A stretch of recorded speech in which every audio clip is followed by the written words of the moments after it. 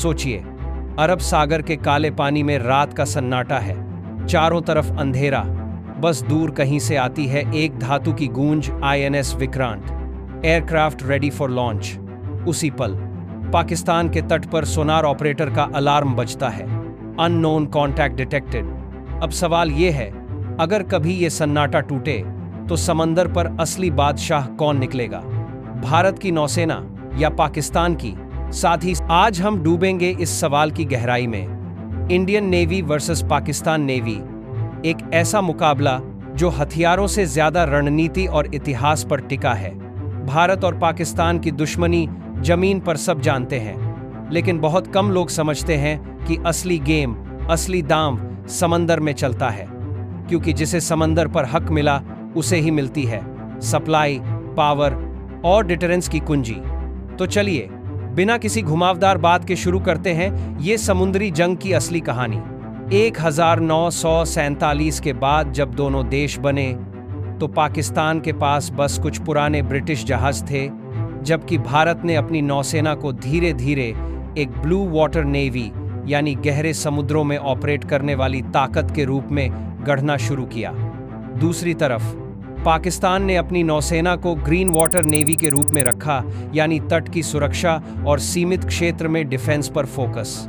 इतिहास में सबसे बड़ा झटका पाकिस्तान को 1971 की जंग में लगा, जब भारतीय नौसेना ने ऑपरेशन ट्राइडेंट और ऑपरेशन पाइथन में कराची पोर्ट पर धावा बोला। रात भर में पाकिस्तान के ईंधन डिपो जल उठे। तब से लेकर आज तक पाकिस्तान नौसेना के लिए वो रात एक प्रतीक बन गई, डर और सीख दोनों का। अब बात करते हैं आज की हकीकत की। भारत के पास इस वक्त लगभग 293 जहाज हैं, जिनमें से 2 एयरक्राफ्ट कैरियर्स हैं, INS विक्रमादित्य और नया गर्व INS विक्रांत, जो भारत ने खुद बनाया है। पाकिस्तान के पास कुल मिलाकर करीब 120 जहाज हैं, लेकिन कोई एयरक्राफ्ट कैरियर नहीं। भारत के पास 13 डिस्ट्रॉयर्स, 18 सबमरीन्स और एक पूरा फ्लीट कमांड स्ट्रक्चर है जो अरब सागर से लेकर बंगाल की खाड़ी तक फैला है, जबकि पाकिस्तान के पास बस कुछ फ्रिगेट्स, कॉर्वेट्स और डीजल इलेक्ट्रिक सबमरीन्स हैं। अब आप सोच रहे होंगे तो क्या गेम ओवर? नहीं, पाकिस्तान के पास अब भी वो चीज़ है जो उसे खतरनाक बनाती है, एसिमेट्रिक वॉरफेयर। पाकिस्तान जानता है कि वो जहाज़ों की गिनती में भारत से नहीं जीत सकता, इसलिए उसने अपनी पूरी रणनीति अंडर वाटर वॉर पर रखी है। उनके पास हांगोर क्लास सबमरीन्स हैं जो चीन की मदद से बन रही हैं, शांत, डेडली और मुश्किल से पकड़ में आने वाली। अगर कभी युद्ध हुआ तो पाकिस्तान इन सबमरीन्स का इस्तेमाल करेगा भारत के एयरक्राफ्ट कैरियर्स और लॉजिस्टिक शिप्स पर अटैक करने के लिए। उनकी फिलॉसफी साफ है, अगर मुकाबला बराबरी का नहीं तो उसे अपने नियमों पर खेलो। यही वजह है कि पाकिस्तान नेवी अब एंटी शिप मिसाइल्स और स्टेल्थ पेट्रोल क्राफ्ट्स में भारी निवेश कर रहा है। लेकिन अब आइए भारत की तरफ। भारतीय नौसेना सिर्फ तट की रक्षा नहीं करती, वो एक एक्सपेडिशनरी फोर्स बन चुकी है। उसका उद्देश्य है पूरे इंडियन ओशन रीजन में डोमिनेंस। INS विक्रांत सिर्फ एक कैरियर नहीं, एक फ्लोटिंग सिटी है। इसमें MiG-29 के लड़ाकू विमान, एडवांस्ड रेडार सिस्टम्स और ब्राह्मोस क्रूज मिसाइल्स डिप्लॉय करने की क्षमता है। भारत प्रोजेक्ट 18 डिस्ट्रॉयर्स पर काम कर रहा है, जो एक जहाज से 144 मिसाइलें दाग सकते हैं। और सबसे बड़ी बात, भारत अब बाहरी सप्लायर पर नहीं बल्कि make in India ship building पर भरोसा कर रहा है। इसका मतलब ये कि आने वाले 10 सालों में भारत अपनी ज्यादातर नेवल ताकत खुद बनाएगा। जब दुनिया की इकोनॉमीज गिर रही थीं, भारत ने इंडिजिनस वॉरशिप कंस्ट्रक्शन को तेज किया। ये दिखाता है ये केवल सैन्य ताकत नहीं, एक सोच है।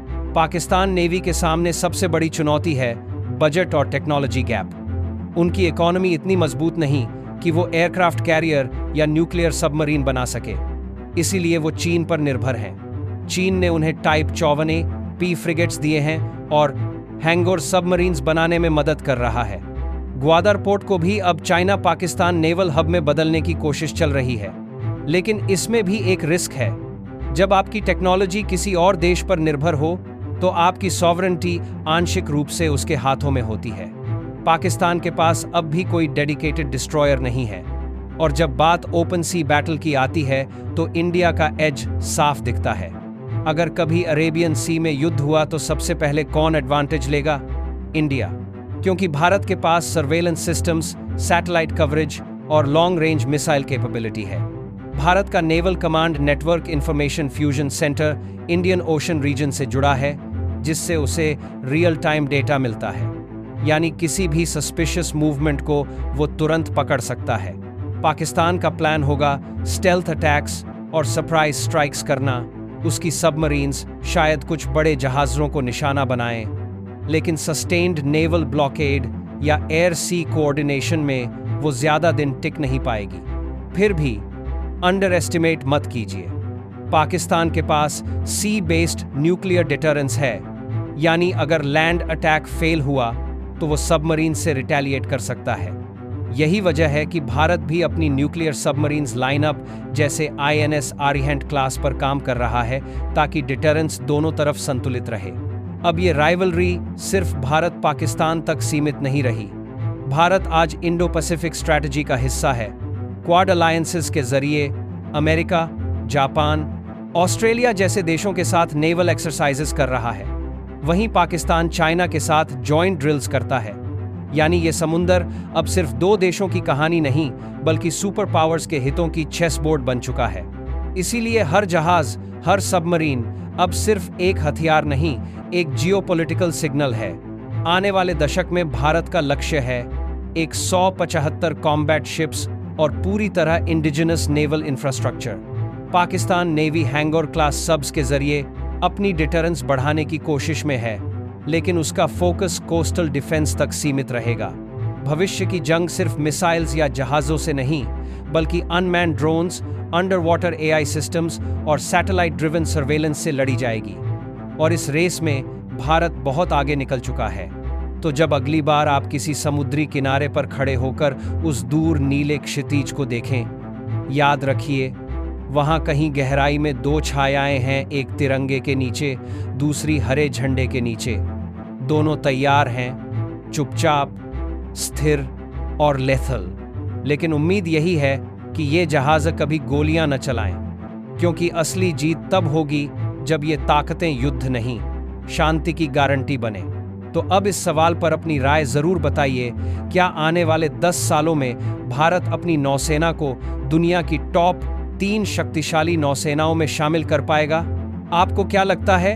क्या मेक इन इंडिया के तहत बन रहे INS विक्रांत जैसे इंडिजिनस एयरक्राफ्ट कैरियर और अगले जनरेशन की परमाणु पनडुब्बियां भारत को समुद्रों का नया राजा बना सकती हैं? या फिर पाकिस्तान और चीन की साझेदारी हिंद महासागर में भारत के लिए नई चुनौतियां पैदा करेगी? अगर आपको ये वीडियो पसंद आया हो तो वीडियो को शेयर करें, चैनल को सब्सक्राइब करें और बेल आइकन दबाएं